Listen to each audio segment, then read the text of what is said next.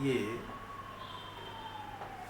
America की America की election में ये हुआ, इसका यहाँ पर प्रभाव रहा।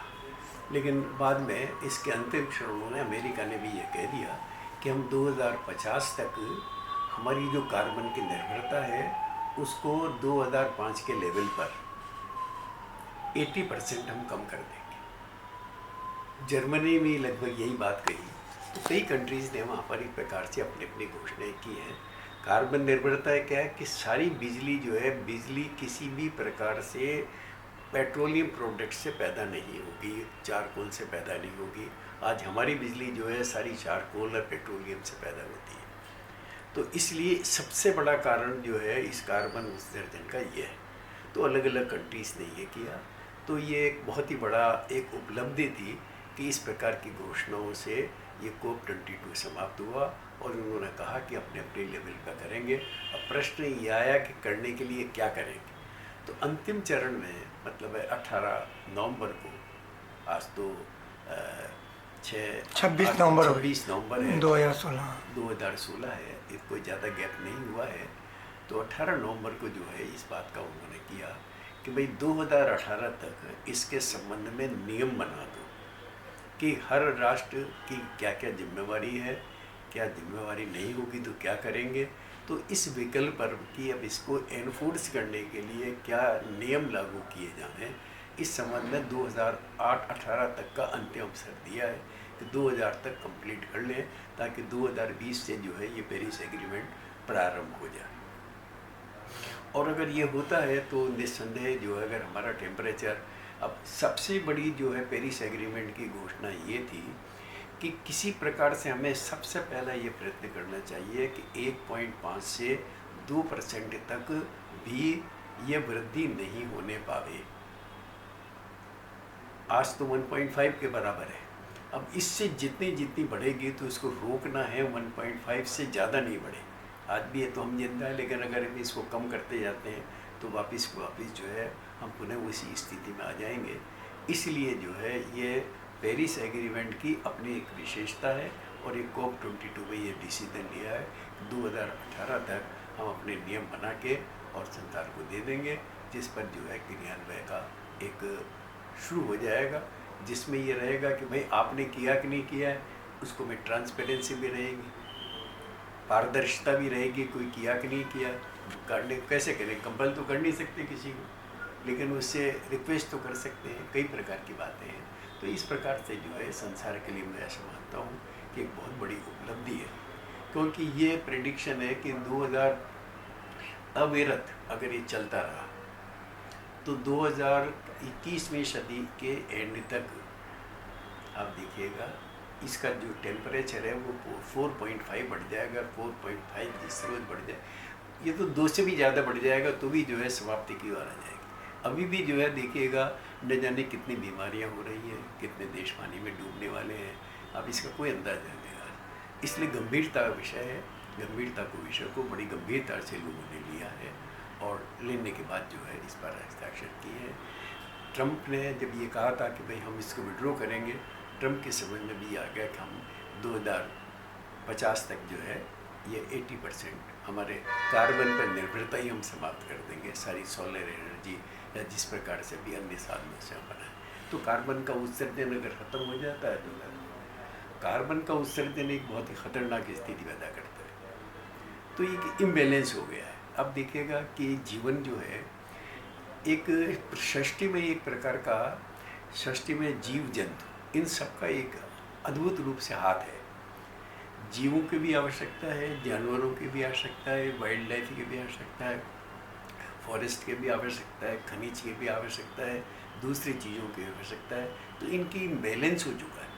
इस इम्बैलेंस को जो है बैलेंस में लाना है, इसका एक स्तर लाना है, जब जाके हम इसको बढ़ा सकें। और इसका परिणाम क्या हुआ, क्यों हुआ ये सारा का सारा युवा कंज्यूमरिज्म की वजह कि भाई सब कुछ मैं ही ले लूँ, मैं ही बटोर लूँ, सारा धन जो है संसार का मैं बटोर लूँ। तो हम जो है पृथ्वी का 1/3 कोयला तो खा ही चुके हैं, 2/3 खा चुके हैं। हमारे पास रहा क्या है? अगर नहीं रहेंगे तो ये भी मरेंगे। तो इसलिए वैकल्पिक साधन जो है हमें ढूंढने पड़ रहे हैं और इसीलिए इस संबंध में मैं कह सकता हूँ कि एक बहुत ही विवेकपूर्ण निर्णय इस राष्ट्रों ने लिया है। अब यही है कि इस विवेक के साथ सब अपने अपनी जिम्मेदारी को निभाएं। तो इस प्रकार से अगर हम देखते हैं तो एक बहुत संकटकालीन जो सृष्टि के सामने आ गई थी, उस सृष्टि को बचाने का एकमात्र उपाय है। अब जैसे इम्बैलेंस से क्या होता है, जैसे आपका शरीर है, शरीर और पृथ्वी सब एक ही तत्व से बनी हुई है। हमारा शरीर भी उसी तत्व से है, हवा, मिट्टी, मिनरल्स। हमारे बॉडी को भी जो है मिनरल्स की आवश्यकता है। आज मिनरल की कमी हो जाती है, लोहे की कमी हो जाती है तो ब्लड बनना बंद हो जाता है। तो हमारी धरती में जितने भी ये हैं उनको जो है बैलेंस बनाकर हमें रखना पड़ेगा। तो सृष्टि में ये बहुत आवश्यक है। इसलिए अब इस पर जो अलग अलग राष्ट्र हैं इनको करना चाहिए। अब हमारे राष्ट्र ने ये कहा है, अब हमारे देश की बात देखिएगा, हमारे देश ने 2 घोषणाएं करी हैं कि फॉरेस्ट बढ़ाएंगे। हमारे देश ने ये घोषणा करी कि हम 40% 2030 तक कार्बन पर निर्भरता ख़त्म करेंगे। मीन्स हम जो हमारी वैकल्पिक सोलर एनर्जी जो है इतनी बढ़ा देंगे।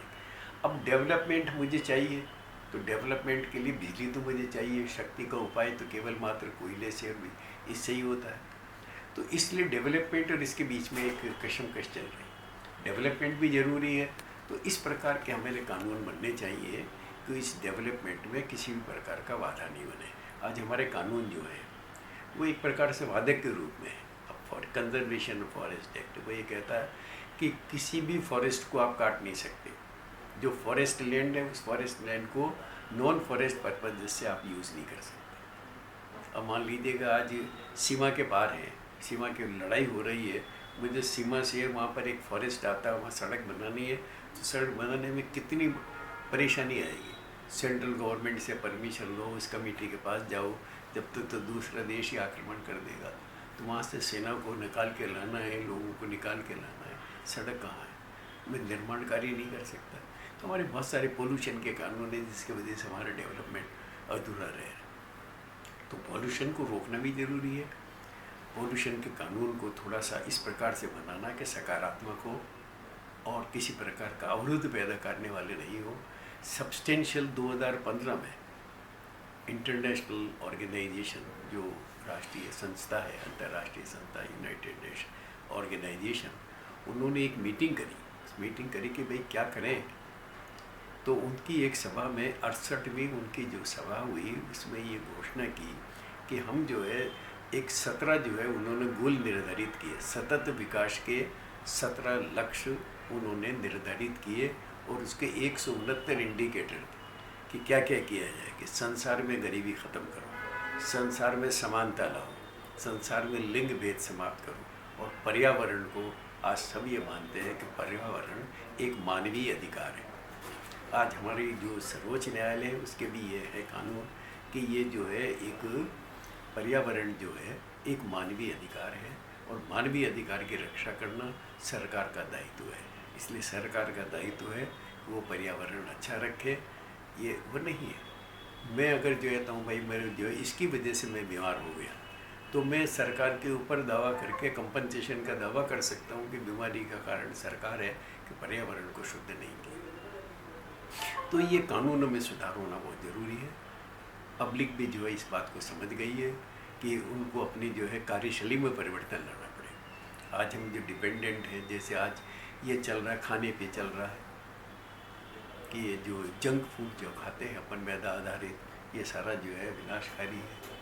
ये शरीर को खोखला कर देता है, मोटापा आ जाता है, जिसकी वजह से सारी बीमारियाँ होती हैं, ब्रेड वगैरह।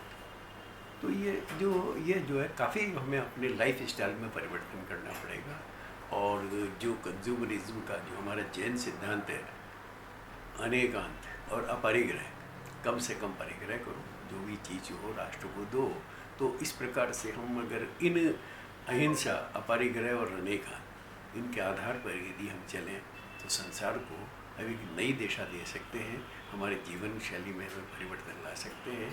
और भारत के पास एक ऐसी वह है कला है कि जिसकी वजह से वो विश्व को जो है एक रास्ता दिखा सकता है। ऐसा कुछ भी नहीं है कि नहीं कर सकता, इंसान सब कुछ कर सकता है, इंसान में बहुत शक्ति है। आज वैकल्पिक साधन में हम ढूंढ रहे हैं। कई राष्ट्रों ने जो है इस संबंध में अपनी धनराशि दी है। कोष इस संबंध में बनने जा रहा है कि जिसमें जो है हर साल जो है ट्रिलियन, 100 ट्रिलियन, 3 ट्रिलियन जो है ये हर प्रतिवर्ष आवश्यकता होगी। तो इतना डॉलर की इकट्ठा करेंगे, सबको देंगे, टेक्निकी सहायता देंगे। तो इस प्रकार से अगर शिष्य को एक परिवार की तरह रहा तो ये परिवार वापस जो है फलीभूत होगा और सब देश तरक्की करेंगे, अपने अपने रास्ते पे चलेंगे। एक दूसरे को हमें सहयोग देना चाहिए। जैन साहब,